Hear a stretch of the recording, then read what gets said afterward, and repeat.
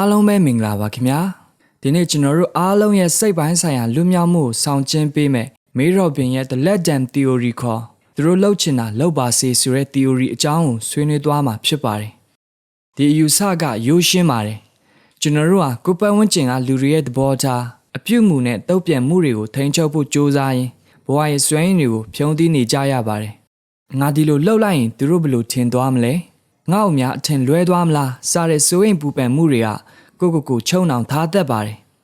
်ဒီ theory ရဲ့အဓိကနှစ်သာရကတော့ကိုယ်နယ်နိမိတ်ကိုသတ်မှတ်ပြီးကိုယ်ပိုင်ဆုံးဖြတ်ချက်ကိုချမှတ်ပြီးတဲ့နောက်မှာတခြားလူတွေရဲ့ထင်မြင်ချက်နဲ့တုံ့ပြန်မှုကိုလုံးဝလူချလိုက်ဖို့ပါပဲကိုယ်ဆုံးဖြတ်ချက်ကြောင့်သူတို့စိတ်ဆိုးနိုင်တယ်ဝေဖန်နိုင်တယ်အဲ့ဒီအခါမှာကိုပြန်ပြောရမယ့်စကားလေးကတော့ let them ဆိုရက်သူတို့လှုပ်ချင်တာလှုပ်ပါစေဆိုတာပါပဲဒီ theory ကအပြည့်ရှိတယ်လို့ခံစားရခြင်းကနေရှော့ချပစ်ပြီးတခြားသူတွေရဲ့ထင်မြင်ချက်ကကိုယ်ကိုထိန်းချုပ်ခွင့်မပေးတော့ပဲလူလက်မှုကိုဆောင်ယူလာပေးမှဖြစ်ပါတယ်အခန်းသက်ထိန်းချုပ်လူစိတ်ကြောင့်ဖြစ်ပေါ်လာသောဝန်ထုတ်ဝန်ပိုးကျွန်တော်တို့ဟာ The Let Them Theory ကိုလွဲနေတဲ့အဓိကအကြောင်းရင်းကတော့မသိစိတ်ကနေတခြားသူတွေရဲ့ထိန်းချုပ်မှုအောက်မှာနေထိုင်နေကြရလို့ပါပဲဒီထိန်းချုပ်မှုဟာမကြာခဏဆိုသလိုပြည့်ရှိသလိုခံစားရခြင်းမလိုအပ်ပဲတောင်းပန်ခြင်းစတဲ့ပုံစံတွေနဲ့ပေါ်ပေါက်လာတတ်ပါတယ်ဥပမာအဖြစ်တင်ဟာတငယ်ချင်းတယောက်ရဲ့ဖိတ်ခေါ်မှုငင်းပယ်ခြင်းတဲ့အခါငါများအတ္တကြီးဟာရောက်နေမလားငါသူ့ကိုစိတ်ပြအောင်လုံးမိတာပဲစတဲ့အသွေးတွေနဲ့ဖိအားပေးနေမိမှာပါဒီလိုအသွေးတွေဟာကိုယ့်ရဲ့လောက်ရက်တွေကြောင့်သူများတွေစိတ်မဆိုးဖို့ကိုယ့်ကိုကောင်းမွန်တဲ့သူဖြစ်ဆက်မြင်နေဖို့ထိန်းချုပ်ခြင်းတဲ့စိတ်ကနေပေါ်ပေါက်လာတာဖြစ်ပါတယ်မေရော့ဘင်ရဲ့အဆိုအရတင်ဟာသူများရဲ့စိတ်ခံစားမှုတွေကိုထိန်းချုပ်ဖို့ကြိုးစားနေတာသူတို့ရဲ့စိတ်ခံစားမှုထိန်းချုပ်ခလုတ်ကိုတင့်ကိုတင်ပေးလိုက်တာနဲ့အတူတူပါပဲကျွန်တော်တို့ဟာသူများတွေရဲ့နာကျင်မှုတွေကိုကိုယ်ကတာဝန်ယူရမယ်လို့မားယွင်းစွာထင်မှတ်နေကြပါတယ်ဒါပေမဲ့အမှန်တရားကတော့သူတယောက်ရဲ့စိတ်ခံစားမှုတိုင်းဟာသူတို့ကိုယ်တိုင်ရဲ့တာဝန်သာဖြစ်ပါတယ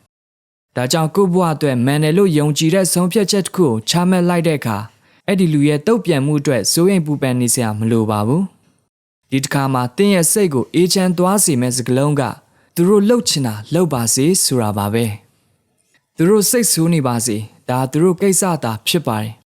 တင်လှုပ်ရမှာတင့်အတွက်မှန်ကန်တဲ့လမ်းကြောင်းဆက်လျှောက်ဖို့ပဲဖြစ်ပါတယ်အခန်းနဲ့နယ်နိမိတ်သတ်မှတ်ခြင်းနဲ့ကိုယ်ပိုင်ငြိမ်းချမ်းမှု The Let Them Theory ဟာခိုင်မာပြီးကျန်းမာတဲ့နယ်နိမိတ်တွေကိုသတ်မှတ်ရမှာအလွန်အရေးပါပါတယ်နယ်နိမိတ်ဆိုတာကိုယ့်ရဲ့စိတ်ကိုယ့်ရဲ့အချိန်နဲ့ကိုယ့်ရဲ့တန်ဖိုးတွေကိုကာကွယ်ပေးတဲ့အကာအရံတွေပဲဖြစ်ပါတယ်နယ်နိမိတ်မရှိဘဲနေထိုင်ခြင်းဟာတခြားလူတွေရဲ့လိုအပ်ချက်လိုအင်ဆန္ဒတွေကတင့်ဘဝကိုဥဆောင်လာအောင်ခွင့်ပြုလိုက်တာနဲ့အတူတူပါပဲဒီလိုအခါမျိုးမှာတင်ဟာအမြဲတမ်းပင်ပန်းနွမ်းနယ်နေမယ်စိတ်ဖိစီးနေမယ်နယ်နိမိတ်သတ်မှတ်ခြင်းဟာမေတ္တာစုဝင်တွေဒါမှမဟုတ်ရင်းနှီးတဲ့သူတွေနဲ့သတ်မှတ်တဲ့အခါအခက်ခဲဆုံးဖြစ်ပါတယ်။ဘာကြောင့်လဲဆိုတော့သူတို့ရဲ့ပျော်ရွှင်မှုကိုကပဲတာဝန်ယူထားသလိုခံစားရလို့ပါပဲ။ဒီလိုအခက်ခဲတွေနဲ့ရင်ဆိုင်ရတဲ့အခါ The Let Them Theory ကိုအသုံးပြုရပါမယ်။နယ်နိမိတ်ကိုသတ်မှတ်လိုက်တဲ့အခါဥပမာတင်ပတ်ဆံကိုသူများကိုအလွယ်တကူမချီးတော့ဘူး။တင့်ကိုလေးစားမှုမရှိတဲ့ဆက်ဆံရေးတစ်ခုကိုအဆုံးသတ်လိုက်တဲ့အခါဒီနယ်နိမိတ်ကိုလက်မခံတဲ့တုံ့ပြန်မှုမျိုးပေါ်လာနိုင်ပါတယ်။တင့်တငယ်ချင်းကတင့်ကိုအတ္တကြီးရဲ့လို့ပြောလာနိုင်လို့တင့်မိသားစုဝင်ကတင့်ကိုဆွဆွဲလာနိုင်ပါတယ်။ဒီလိုတုံ့ပြန်မှုတွေဟာတင့်ရဲ့စိတ်ငြိမ်းချမ်းမှုကိုဖျက်ဆီးဖို့ကြိုးစားနေတဲ့လက်နက်တွေဖြစ်ပါတယ်။အဲ့ဒီအခါမှာကိုယ်စိတ်ထဲကနေခိုင်မာစွာကြီးညာလိုက်ပါ။သူတို့ရဲ့စိတ်ပြက်မှုဝေဖန်မှုဒါမှမဟုတ်နားလည်မှုလွဲမှားခြင်းတွေဟာငါရဲ့တာဝန်မဟုတ်ဘူးဆိုတာကိုခံယူပြီးလုံးဝလူချလိုက်ပါသူတို့တုတ်ပြန်ခြင်းလို့တုတ်ပြန်ပါစေဒီလိုလူချလိုက်ခြင်းအဖြစ်တင်ဟာကိုယ့်ရဲ့ငြိမ်းချမ်းမှုနဲ့ပျော်ရွှင်မှုကိုကာကွယ်လိုက်တာဖြစ်ပါတယ်တခြားလူတစ်ယောက်ရဲ့စိတ်ဆိုးခြင်းဟာတင်နဲ့ဘာမှမဆိုင်ပါဘူးသူတို့စိတ်ဆိုးရဲဆိုတာသူတို့ရဲ့လိုအပ်ချက်ကိုတင်ဟာမဖြစ်စည်းပေးနိုင်လို့ပဲဖြစ်ပါတယ်ဒါသူတို့ရဲ့စိတ်ခံစားမှုဆိုင်ရာစီမံခန့်ခွဲမှုပြဿနာသာဖြစ်ပါတယ်အခန်း3စိတ်ပိုင်းဆိုင်ရာလူမြောက်မှုနဲ့ဇိုးရင်ပူပန်မှုလျော့ကျခြင်းကျွန်တော်တို့ဟာကိုယ့်ရဲ့လှုပ်ဆောင်ချက်တွေပေါ်တခြားလူတွေဘယ်လိုသုံးသပ်မလဲဆိုတဲ့အပေါ်မှာအလွန်ကျွံအာရုံစိုက်နေတဲ့အတွက်ဇိုးရင်ပူပန်မှုတွေတိုးလာရတာဖြစ်ပါတယ်လူတစ်ယောက်ရဲ့အုံနောက်ဟာတခြားသူတွေရဲ့ထင်မြင်ချက်ကိုထိန်းချုပ်ဖို့ကြိုးစားတဲ့အခါမှာအလွန်မင်းစွမ်းရည်တွေကုန်ခန်းပြီးပင်ပန်းနွမ်းနယ်သွားတတ်ပါတယ်ဥပမာသင်ဟာအီးမေးလ်တစ်စောင်ပို့ပြီးတဲ့နောက်မှာအဲ့ဒီအီးမေးလ်ကို10ကြိမ်လောက်ပြန်ဖတ်ပြီး ငါစကလုံးတွေရိုင်းသွားလားဆိုတဲ့စိုးရိမ်နေမိတာမျိုးဖြစ်ဖူးပါသလားဒါတခြားလူတွေရဲ့တင့်ပေါ်ထားရှိတဲ့ထင်မြင်ချက်ကိုထိန်းချုပ်လိုတဲ့စိတ်ပဲဖြစ်ပါတယ် The Legend Theory ဟာတင့်ကိုဒီထောင်ချောက်ထဲကနေလွတ်မြောက်အောင်ကူညီပေးနိုင်တဲ့စိတ်ပိုင်းဆိုင်ရာဆေးတစ်ခွဲပါပဲတင်ဟာကိုပြောချင်တဲ့စကားကိုပြောပြီးတဲ့အခါကိုလှုပ်ချင်တဲ့အရာကိုလှုပ်ပြီးသွားတဲ့အခါအဲ့ဒီနောက်မှာဘာတွေဖြစ်လာမလဲဆိုတာကိုရိုးရှင်းစွာပဲသူတို့ထင်ချင်တာထင်ပါစေဆိုပြီးလူချလိုက်ရုံပါပဲဒီလိုလူချလိုက်ခြင်းရဲ့အကျိုးကျေးဇူးတွေကအမခန်းပါပဲပထမဆုံးအနေနဲ့တင်ဟာကိုဝေဖန်နေတဲ့စိတ်ကိုရက်တန်းလိုက်တာနဲ့အမျှတင်ရဲ့အုံနောက်ထဲမှာရှိနေတဲ့မလိုအပ်တဲ့စကားအတန်တွေလည်းတိတ်ဆိတ်သွားပြီးသွေးပူခြင်းတွေနည်းသွားပါမယ်တင်ရဲ့စွမ်းရည်တွေကိုအတိတ်ကစိုးရိမ်မှုတွေမှာပြုံးတီးနေမဲ့အစားပြစ်စုံပံမှာအကျိုးရှိအသုံးချနိုင်လာပါလိမ့်မယ်ဒါအပြင်ဒီ theory ကကိုယ့်ရဲ့လိုအပ်ချက်တွေကိုဖြစ်စည်းပေးဖို့အတွက်ခံစားနေရတဲ့အပြစ်ရှိသလိုခံစားရခြင်းကနေလုံးဝလွတ်မြောက်စေပါတယ်ကိုပိုင်တန်ဖို့ဦးစားပေးတာအတကြီးခြင်းမဟုတ်ပဲကိုလေးစားခြင်းဖြစ်ကြောင်းဒီ theory ကလက်ခံစေပါတယ်သူတို့ကတင့်ကိုအပြစ်ရှိသလိုခံစားရအောင်လုပ်နေတယ်ဆိုရင်တော့သူတို့လှုပ်ချင်တာလှုပ်ပါစေလို့စိတ်ထဲကနေခံယူလိုက်ရုံပါပဲနောက်ဆုံးအနေနဲ့လူတွေကိုကျေနပ်အောင်လုပ်ပေးဖို့ကြိုးစားနေတာကိုရက်တန့်လိုက်တဲ့အခါတင်ဟာကိုယ့်ရဲ့စစ်မှန်သောကိုယ်ပိုင်ဘဝကိုစတင်ရှာဖွေနိုင်ပါလိမ့်မယ်ဒီလိုစစ်မှန်တဲ့ဘဝကိုနေထိုင်ခြင်းဟာကိုယုံကြည်မှုကိုအမှန်တကယ်တည်ဆောက်ပေးနိုင်တာဖြစ်ပါတယ်အခန်းလေးလူကြိုက်များအောင်စ조사ခြင်းရဲ့အစိတ်အတော့လူအများရဲ့သဘောကျမှုကိုခံယူဖို့စ조사နေရတဲ့အလေ့ကျင့်ဟာကိုယ့်ဘဝအတွက်အစိတ်အတော့ဖြစ်စေနိုင်ပါတယ်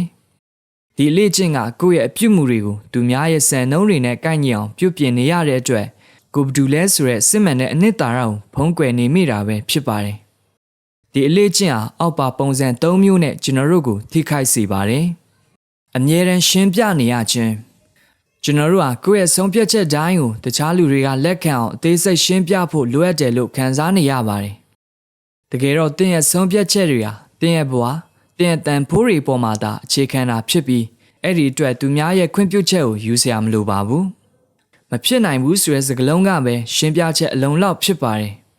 ်ကျန်တာတွေကိုသူတို့စဉ်းစားချင်တာစဉ်းစားပါစေလို့သဘောထားလိုက်ပါတောင်းပန်စကားအလွန်ကျွံပြောခြင်းတင်ဟာကိုယ့်ရဲ့အချိန်ကိုယ့်ရဲ့စွမ်းရည်ဒါမှမဟုတ်ကိုယ့်ရဲ့စိတ်နေစိတ်ထားတွေကိုကာကွယ်ဖို့အတွက်အဲ့ဒီကိစ္စကိုမလုပ်နိုင်တာတကယ်တောင်းပန်ပါတယ်လို့မလိုအပ်ပဲပြောနေမိပါသလားတောင်းပန်ခြင်းကအမားလုံးမိမှသာလိုအပ်တာဖြစ်ပါတယ်ကိုပိုင်လိုအပ်ချက်တွေကိုဦးစားပေးတာအမားမဟုတ်ပါဘူးတခြားသူတွေကိုကယ်တင်သူဖြစ်တရုပ်ဆောင်ခြင်းတင်ဟာတခြားသူတွေရဲ့ပြဿနာကိုဖြေရှင်းပေးဖို့အတွက်တာဝန်ရှိတယ်လို့ခံစားနေရပါသလားတစုံတစ်ယောက်ကတင်းရဲ့အကူအညီကိုငင်းပယ်တဲ့အခါဒါတင်းကိုပယ်ချလိုက်တာလို့မခံစားပါနဲ့သူတို့ရဲ့ဘဝသူတို့ရဲ့ရွေးချယ်မှုကိုသူတို့ကိုယ်တိုင်ဖြေရှင်းပါစီဆိုပြီးနေရာပေးလိုက်ပါသူတို့ရဲ့သင်ခန်းစာတွေကိုသူတို့ကိုယ်တိုင်သင်ယူခွင့်ပေးလိုက်ပါသူတို့သုံးသပ်မဲ့အရာသူတို့ပြောမဲ့အရာတွေကိုလူချလိုက်ခြင်းအဖြစ်တင်ဟာကိုယ့်ရဲ့ဘဝရေရင်ရဲ့ဦးစီးသူဖြစ်ပြန်လဲရက်တည်နိုင်ပါလိမ့်မယ်အခန်း၅တင်ဟာမေတ္တာနဲ့ကောင်းမှုတွေပြည့်စုံသူဖြစ်ပါတယ် The Legend Theory ကိုနားလည်မှုလွဲပြီးအာတကြီးခြင်းဒါမှမဟုတ် Q မဆိုင်ခြင်းလို့မထင်မှတ်ပါနဲ့ဒီ theory ဟာတင်ကိုပုံမကောင်းမှုနဲ့ပုံကူသူဖြစ်လာစေဖို့အတွက်ကူညီပေးနိုင်ပါတယ်။ဘာကြောင့်လဲဆိုတော့တင်ဟာတခြားလူတွေရဲ့ဝန်ထုတ်ဝန်ပိုးတွေကိုထမ်းပိုးနေရခြင်းကနေလွတ်မြောက်သွားတဲ့အခါတင်ဟာစိတ်ပိုင်းဆိုင်ရာစွမ်းရည်တွေပိုရှန်လာပြီးအဲ့ဒီစွမ်းရည်တွေကိုတကယ့်ကိုအရေးပါတဲ့ကိစ္စတွေမှာသုံးစွဲနိုင်လာလို့ပဲဖြစ်ပါတယ်။တင်ဟာကိုယ့်ရဲ့နယ်နိမိတ်တွေကိုတတ်မှတ်တဲ့အခါတခြားသူတွေရဲ့စိတ်ခံစားမှုတွေကိုထိန်းချုပ်ဖို့ကြိုးစားတာကိုရပ်တန့်လိုက်တဲ့အခါမှာတင်ဟာမနာလိုစိတ်မရှိပဲပုံမရိုးသားတဲ့မေတ္တာနဲ့ပေးဆက်နိုင်လာပါလိမ့်မယ်။စိုးရိမ်ပူပန်မှုတွေနဲ့ဝန်ပိနေတာမဟုတ်ပဲကိုယ့်ရဲ့မေတ္တာစုတငယ်ချင်းတွေနဲ့အလုံးမှာစိတ်ရောကိုယ်ပါအပြည့်အဝပါဝင်နိုင်ပါလိမ့်မယ်။တင်ဟာကောင်းမှုနဲ့သူတယောက်ဖြစ်ဖို့အတွက်သူများရဲ့ချင်းမြင်ချက်ကိုထိန်းချုပ်နေဖို့မလိုပါဘူး။တင်လောက်ရမှာကိုယ့်ရဲ့လောက်ရက်တွေကိုယ့်ရဲ့ရည်မှန်းချက်တွေကသာကိုယ်ပိုင်တန်ဖို့ဖော်ပြတယ်ဆိုတာကိုလက်ခံဖို့ပဲဖြစ်ပါတယ်။သူတို့ကတင့်ကိုအာတကြီးတယ်လို့ပြောလိုက်ရင်သူတို့အထင်လွဲပါစေ။တင်ဘသူလဲဆိုတာကိုယ်တိုင်သိဖို့ကအရေးကြီးဆုံးပဲဖြစ်ပါတယ်။နေ့ကုန်းချုပ်စွမ်းအားပြန်လဲရယူခြင်းချစ်ခင်ရပါတော့နားဆင်သူများခင်ဗျာကျွန်တော်တို့ဟာ The Legend Theory ရဲ့လွတ်မြောက်မှုခီးကိုနေ့ကုန်းချုပ်ဖို့ရောက်ရှိလာပါပြီ။ဒီ theory ကသင်ယူစေလိုတဲ့အဓိကသင်ခန်းစာကတော့သ သင်ရဲ့ငြိမ်းချမ်းမှုဟာတခြားလူတစ်ယောက်ရဲ့စိတ်ခံစားမှုထက်ပိုပြီးအရေးကြီးပါတယ်ဆိုတာပါပဲကျွန်တော်ရဲ့ဘဝတွေမှာကိုယ့်ရဲ့လှုပ်ဆောင်ချက်တွေကိုယ့်ရဲ့စကားလုံးတွေကိုယ့်ရဲ့ရွယ်ချက်တွေနဲ့ကိုယ့်ရဲ့နယ်နိမိတ်တွေကိုသာထိန်းချုပ်နိုင်ပါတယ်တခြားသူတွေရဲ့တုတ်ပြန်မှုတွေကိုတော့ဘယ်တော့မှထိန်းချုပ်နိုင်မှာမဟုတ်ပါဘူးသူတို့ရဲ့တုတ်ပြန်မှုတွေဟာသူတို့ရဲ့ကိုယ်ပိုင်အမြင်တွေပေါ်အခြေခံထားတာဖြစ်ပါတယ်ဒီနေ့ကစပြီးသင်ဘဝရဲ့တော့ချက်ကိုလက်ထဲမှာပြန်လဲထားရှိလိုက်ပါသင်ဟာခိုင်မာတဲ့ဆုံးဖြတ်ချက်တစ်ခုကိုချမှတ်လိုက်တဲ့အခါဒါမှမဟုတ်တခြားလူတွေရဲ့လိုအပ်ချက်ကိုမဖြစ်စည်းပေးနိုင်တဲ့အခါမှာဖြစ်ပေါ်လာမဲ့စိတ်ဆိုးသောတာဝေဖန်မှုဒါမှမဟုတ်နားလည်မှုလွဲခြင်းတွေကိုခံစားနေရတဲ့အခါတိုင်းမှာကိုအားပေးတဲ့စကားလုံးလေးနဲ့ပြန်လဲအားဖြစ်လိုက်ပါ Let them ဆိုရက်သူတို့လှုပ်ချင်တာလှုပ်ပါစေဒီအတွေးခေါ်ဟာသင်ရဲ့စိုးရိမ်ပူပန်မှုထောင်ချောက်ကနေလွတ်မြောက်စေပြီးစစ်မှန်တဲ့ကိုယ်ပိုင်ဘဝကိုရဲရဲဝံ့ဝံ့နေထိုင်နိုင်စေမှာဖြစ်ပါတယ်သင်ဟာကိုယ့်ရဲ့ဘဝပကြီးကားကိုကိုယ်တိုင်ဆွဲတဲ့အမှုပညာရှင်တစ်ယောက်ဖြစ်ပါတယ်တခြားလူတွေကသင်ရဲ့ရွေးချယ်မှုသင်ရဲ့အယောင်ဒါမှမဟုတ်သင်ရဲ့ပုံစံကိုသဘောမကျဘူးဆိုရင်တော့သူတို့ရဲ့ထင်မြင်ချက်ကိုလူချလိုက်ပါသင်ရဲ့ငြိမ်းချမ်းမှုနဲ့ပျော်ရွှင်မှုကိုဦးစားပေးပါအဲ့ဒါသင်ရဲ့အခွင့်အရေးပဲဖြစ်ပါတယ်နားဆင်ပေးတဲ့အတွက်အားလုံးကိုကျေးဇူးတင်ပါတယ်သင်ရဲ့ဘဝခီးလမ်းမှာလူလက်မှုနဲ့ငြိမ်းချမ်းမှုတွေပြည့်စုံပါစေလို့ဆုတောင်းပေးလိုက်ပါတယ်ကျွန်တော် channel လေးကို subscribe လုပ်ထားပြီးဖို့လည်းမမေ့ပါနဲ့နော်